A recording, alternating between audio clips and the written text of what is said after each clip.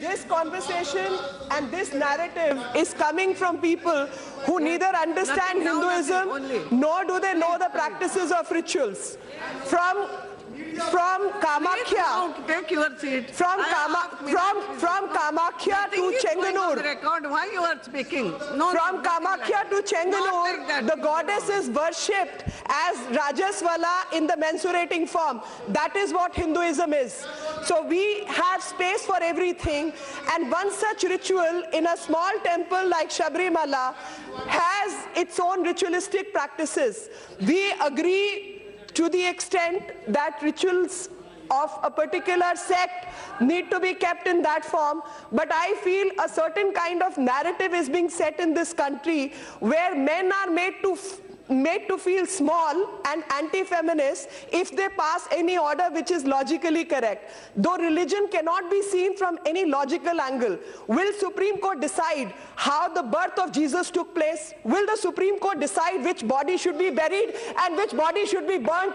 Supreme Court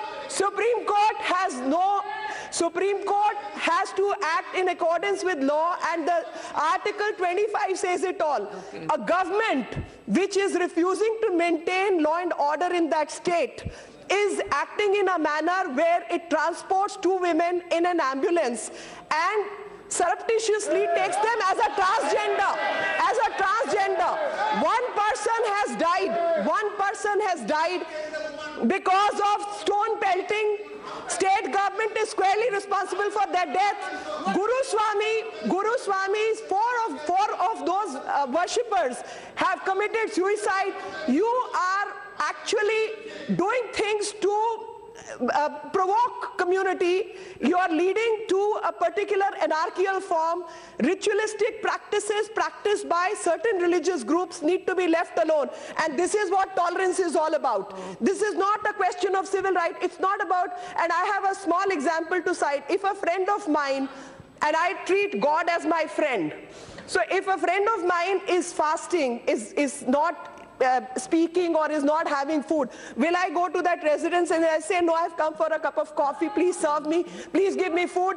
Even if you're on fast, now here is a form of God which is celibate in nature. Should women impose themselves? And it is about spiritually and physically training men, because for 41 days they have to observe abstinence. Will the court decide that 41 days of period should be reduced to 28 days or 30 days or 20 days? It's not court's business. It's not court's business. And these are people who, in the name of feminist rights, are actually transgressing. They are transgressing. They are not followers of Ayyappa. Okay. These are anti-religious people. They have right to be anti-religious, but they have no right to transgress. I may have personally any belief, but I'm not going to judge others for their belief. That is what the theory of constitutional morality is. Thank you.